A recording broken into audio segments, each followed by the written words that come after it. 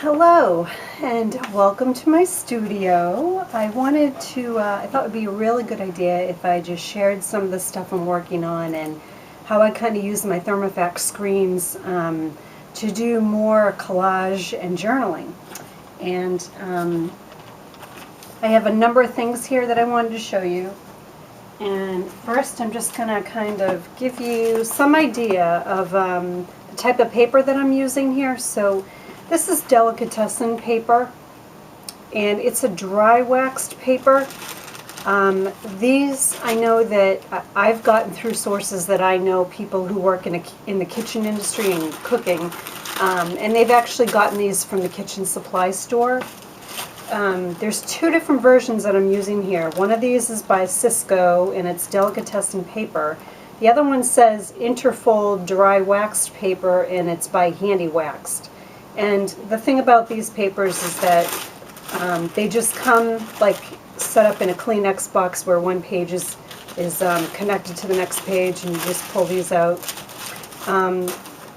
This Handy Wax paper here is a little bit, I think this is better to use just because I really see hardly any wax, and one side of this has like no wax on it. So this is the side that I normally will print to.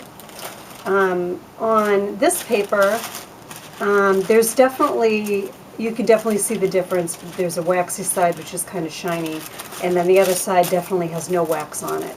So I think different brands of dry waxed deli paper will get you to that same point. Just you want to be careful that that when you print to the non-waxy side, because that will help the paint adhere to that paper.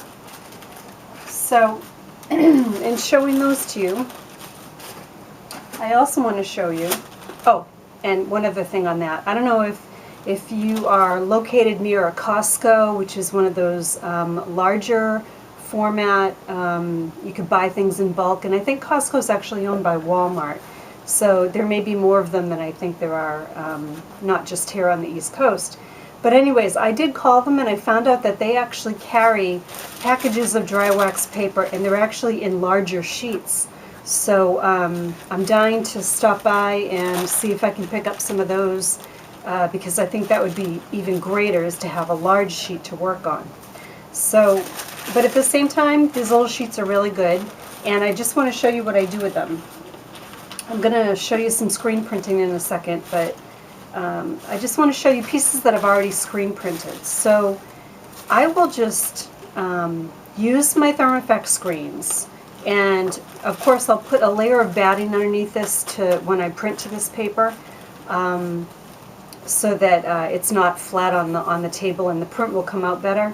So I've got numerous really small screens that I'm using to do some of these with, and I would love to make these into rubber stamps, but you know, this is the fastest and most economical way to put your own imagery on a printable format. So you'll see that I have this big box, and what I do is I just screen print randomly to these deli paper pieces, and then I'll just leave them in my big box and collect a whole bunch of them, and then I'll just rip them up as I want to use them to apply to a collage. And I am using Mod Podge. I think this is a perfectly fine collage glue to use. And I have bought Collage Podge by Tracy Bautista, and I've been using a little bit of that. I'm going to try some more of it too. I haven't really seen a difference yet. So again, if you just take some time and just do a little bit of screen printing to these little pieces of deli paper, all of a sudden you have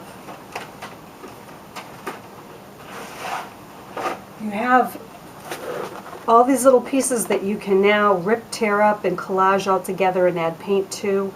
And the most important thing is that the imagery is yours.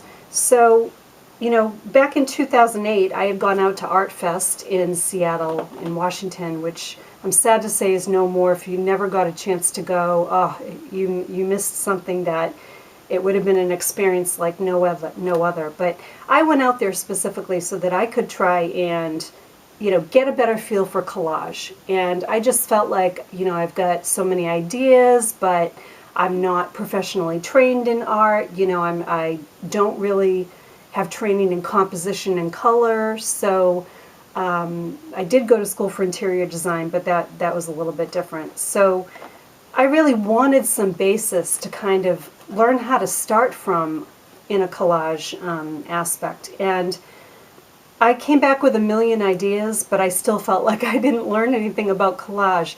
And I think I just discovered why it never really hit me. So when you start to work in journals and collage elements, you got to use the imagery and the pieces that really speak to you. So here I was looking for what everyone else was doing. Go to the magazines, find a face picture, paint over the face picture, incorporate some more doodling and stuff like that, and then journal, journal on top of that or around it. And so I never really followed that method because the face pictures didn't really talk to me. Not that they would talk back, but the things that everyone else were using in their collages, it didn't inspire me. I mean, it was wonderful stuff, don't get me wrong, but I just couldn't find a connection there personally that would inspire me enough to want to create something along the same lines, kind of start there and then grow from that. So it's taken me since 2008 to this point where I'm really feel like I'm just getting started here. So what I figured out is that these personal images of mine that I now create on Thermofax screens and take right from paper to the computer and then back out on a screen format. This is the imagery that I love. These are the designs that I'm working with and that I've created, and these are the pieces that I want to use in collage. And it's taken me all this time to figure that out. So I wanted to show you a couple things that I'm working with here. Of course, I've got my big stack of either monoprinted or screen printed deli papers. And once you build up a stash of this is fabulous. And all the stuff in here, it's all my imagery. The only piece in here that is not my imagery is some awesome paper by Tim Holtz. He's got some tissue wrap that's pre-printed with text on it, and it's kind of funky, but I still haven't used it yet. So everything that you're looking at here is my own imagery, and look at what a stack of collage items that you have to work with. You can always incorporate tissue paper or tissue wrap paper from the Hallmark store and things like that. But also you can take this deli paper and you can paint all over it. So last night, as I was getting ready to go to bed, I just wanted to throw some paint down on this deli paper, and I just used a brayer and a palette and just kept on rolling the paint over these pieces. So this is really cool to have as, here you've got white deli paper, clear deli paper that's actually going to be transparent and kind of disappear into the background of your collage. And then you've got some solid colors, and I'm going to actually screen print on some of these. And I think that, if you think about it, building more blocks of color into your collages, by layering, a solid color and then screen printing on top of that can add a lot. So you've got, you're looking at solid color versus transparency, and then another image on this. So, but you can always leave these solid pieces, don't need to do anything with that. I'm thinking later on I'm going to stamp a whole lot of my letter stamps on top of one of them and rip that up and see how that goes. But so I made a few laser color copies of some of the pages from my journal, and I was actually going to use these pieces as well to rip up and use in a new collage and see how that works. So this is where I'm at. I'm going to do some of this, and I'm going to come back and share some of this with you. want to talk a little bit about some color here before I get started. I use a variety of color techniques here. First of all, one of the tools that I like best, one of the products, is the Inktense blocks, and these act as super duper watercolor colors. And I'm going to show you how I'm going to use some of these on paper here. I'm just going to spray a little water down on my watercolor paper, and I'm just going to rub the entire edge of that right against my paper, and I'm just going to spread this all around. Now, I have not gessoed the background of this paper, which means that the color will not lie as well on the background as I would like it to, but I'm okay with that. So what I want to do is go back into this piece with a little bit of gesso, and my gesso's always stuck.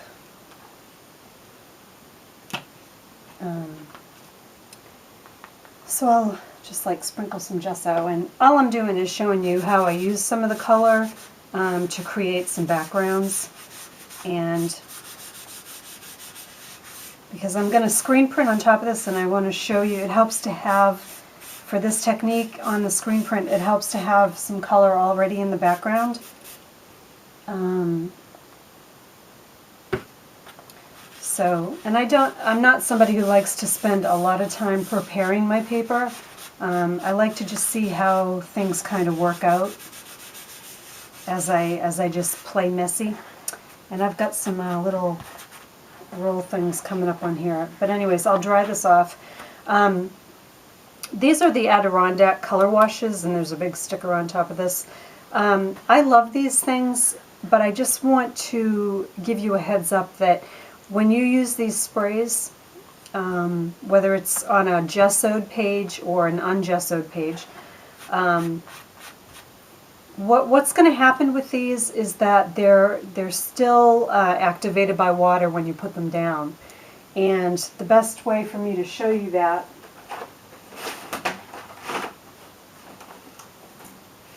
is by finding this page where you'll see I sprayed through my stencil with some of this, and I just want to show you what happens with this Adirondack color when you reactivate it with the water. Now, it will completely start. You could just use it and blend it in, and a little bit of water, whether it's a mistake or whether it's planned, is going to definitely affect these color sprays. So this can work for you, but it can also work against you. I know the first time that I was playing with these, I had something that I wanted to keep as an image, and when I sprayed on it again, it just got all messy and there was no way to control it. So when you're using these color wash sprays, I highly recommend going over your page as quickly as you can with some matte medium before you do anything else to it. Otherwise, this is what will happen. You'll reactivate the page with some other paint or some water, and your imagery will start to blend in and disappear. So I do love these, though. These are really intense colors. I haven't used any of the other sprays or the actual stamp inks, which I do intend on playing with. But I also have water-soluble wax pastels that I use, and a whole variety of craft paints and Liquitex heavy